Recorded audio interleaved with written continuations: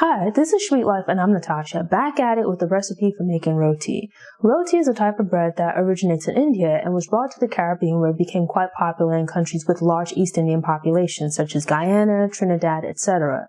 It consists of a few ingredients such as flour, water, ghee, which is a type of clarified butter, or a mixture of butter and oil. It's quite similar to a flour tortilla in that it's flat, round, and cooked by toasting it on a hot flat surface, but unlike tortillas, it's more frequently served alongside stews rather than stuffed.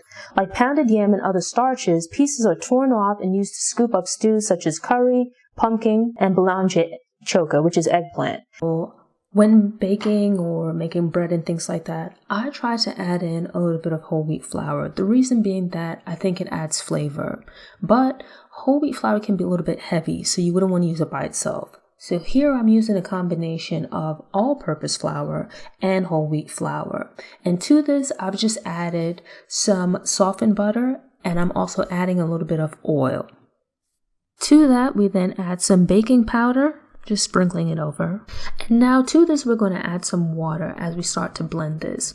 But it's important to note that this isn't just plain water. This is actually water with some salt added to it, and actually quite a bit. The reason being that we need the water to be pretty salty, because aside from the salt and the butter that we're adding, that's really the only flavor. As with many other types of bread, there aren't a lot of ingredients. There are few opportunities to add flavor, and much of the differences between types of breads is a result of the techniques that are used. For starters, we added a fair amount of salt to the water used to mix the dough. So if you undersalt the water, your roti is going to come out a bit flavorless. So before you pour in the water, just add a little bit of salt to it, give it a good stir, and then give it a taste. If it tastes like, this is just enough salt, or you can't really taste the salt, add a bit more. You want it to be just slightly salty, so that way your roti will have nice flavor. And from there, all we do is, it's just like bread, where you're going to mix it together, adding water as you go. Just giving it like a nice little blend with your hands, as you see, just squeezing it together, bringing the water and the flour together, but not just like dumping all the water in at one time.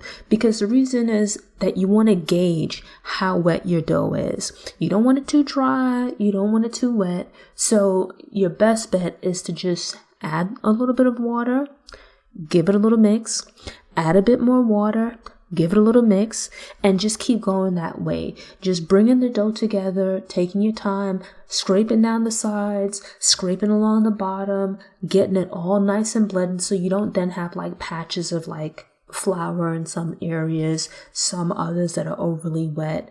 Just take your time and work it together. It's roti, yes, but it's pretty much bread. It's not that difficult. If you've made bread before, you've got this. Just take your time, continue adding water slowly, mixing it up until you get like a good consistency. Now, you want the dough to come together. It should pretty much be like bread. If need be, if you find that it's sticking, you can sprinkle a little bit of flour along the bottom of the bowl and just continue kneading it together. Pretty much what you're going for is for the dough to come together. It should be reasonably smooth, but not quite as soft as, let's say, a pizza dough. Right? It shouldn't be dry. It shouldn't have a crust or anything like that to it. You want to balance it out. If you find it sticking, add a little bit of flour. If it's maybe a little bit too dry, add a little bit of water. Just going back and forth, trying to get balance. You're going for like a nice bready type texture. Not too dry, not too wet, reasonably soft though. And as you're going along, you just take your time, continuing to blend it together. You don't want to be overly rough with it. Don't like punch up the dough or anything like that. This is not the time to take out your aggression, because you don't want it to end up being too tough. Right? Like, we're going for balance here. Just a nice bread consistency.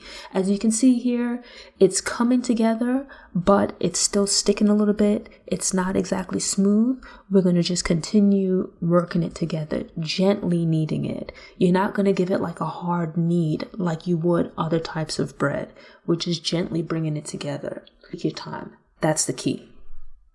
Now we're going to add more flavor and also change the texture by adding fat in the form of more butter and oil, or ghee if you prefer. So here I have some softened butter and a bit of oil. Traditionally they would use ghee. I don't have any. Using what's on hand, butter, oil, perfectly fine. This is going to serve two purposes. We're going to use it when we're mixing the roti, forming it, and then also to grease the pan. So now here we have our surface. And I'm just preparing this to roll out the dough. And I'm just sprinkling a bit of flour. What we're going to do is form the roti. And as you remember, it was a little bit sticky. So we want to make sure that the surface is floured. Just pour out the dough onto the countertop or whatever surface you're using. And at this point, we're just going to go ahead and start pinching off pieces of it, roughly about the same size. Now, I'm going to eyeball it. If you want, you can certainly use a kitchen scale. I don't think it's that serious, but roughly you want the pieces to be about the same size. Just work your way through.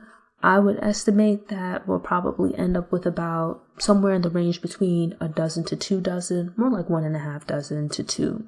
And all we're doing at this point, we're not worried about the shape or anything like that because we're going to shape it after. We're just worried about pinching off the pieces, separating them, getting them to be about roughly the same size.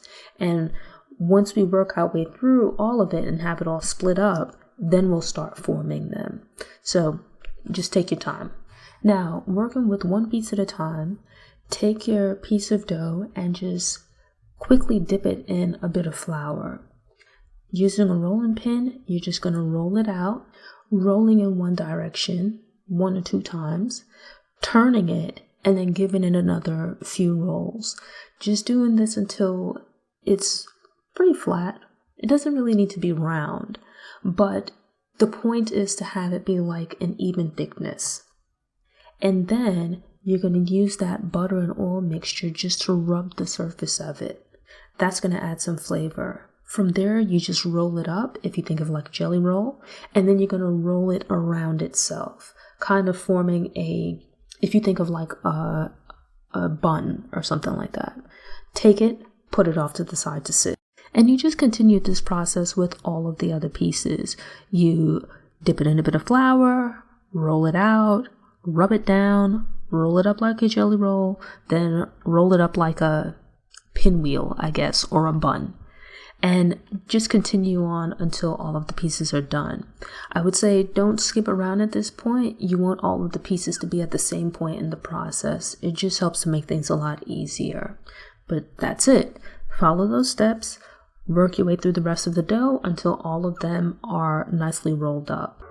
Now at this point, we're going to allow the formed roti to sit for a few minutes while we get the rest of our stuff together. But it's important to note that this resting period is really just minutes, and not the 30 minutes or an hour that other breads might require to rise. For the final formation of the roti, once again, we're going to dip it into some flour, put it on your surface, and begin rolling it out. Now, at this phase, we want to be a bit more careful because this is going to be like the finished shape of the roti. And what you want to do is sort of like what we did before, giving it 1 or 2 passes, 1 or 2 rolls in one direction, and then giving it a turn and giving it a few more rolls in the other direction, kind of working it out to be even thickness across the roti and roughly in the shape of a circle. So just take your time, roll back and forth. It doesn't need to be a perfect circle, but if you can get it there, great. The point really is to have it be even in thickness because we want it to cook evenly. This is a tawa. As you can see, it's a flat round piece of metal that's about a 1/4 inch thick. Though it can vary in size, this is basically the type of pan that's used to make roti. You can certainly use a frying pan, but this is very helpful for making roti because it doesn't have any sides to get in the way. You simply place the tawa directly onto your burner, allow it to heat up, rub a small amount of the butter and oil mixture onto its surface. Take your time, pick it up off your countertop or your surface, and place it onto the tawa, being careful not to burn yourself. You can very carefully just fix it and finagle it a bit if you find that it gets bunched up. But pretty much you just want to give it a few minutes to cook on one side. It's going to brown a bit. And then using a spatula, you just slip it underneath, and give it a flip. Really simple, but at this phase, it's extremely important that you be careful because the tawa is going to be hot. Like, it doesn't really have a handle to it. The handle is metal. You don't want to hold that at all. Just for your safety, what you might want to do is maybe just to put on like an oven mitt. So should you forget and happen to touch it, you don't end up burning yourself, because that's not going to be pretty at all. And all you do is just flip it back and forth, giving it time to develop like a light brown color. And you can actually just pat it a little bit with some of the butter and oil mixture. You want to take them when they're finished and just put it into a bowl or container of some sort. You don't want it to sweat, so don't cover it. But I would recommend just lining it with a bit of paper towel. Well, first with a cloth towel, followed by a paper towel, which will absorb some of the oil and also keep it warm. The reason being that we're going to do what's called clapping the roti. When you remove the roti from the towel, it's going to be hot. It'll remain soft and pliable for a few minutes, but will begin to stiffen as it cools. To avoid this and maintain the roti's soft texture, the roti is clapped. Basically, you take the roti after allowing it to sit for a few minutes and clap it between your hands, which softens the roti. In some places, after the roti has been clapped, it's called bus-up shot, because clapping it vigorously can result in tears and having it fall apart and look a hot mess. I like my roti lightly clapped, so it still reasonably maintains its shape. Another method, which is useful if you don't have asbestos hands from years of roti making, is to simply place the hot roti in a bowl with a lid and shake it for a bit, which mimics the motion of clapping the roti without scalding your hands in the process. Thanks for tuning in. To ensure you don't miss any episodes, subscribe to the channel, click the notification bell, and check out my Cooking at Home playlist. Go ahead and click that thumbs up button if you like what you saw, and go ahead and share it on social media.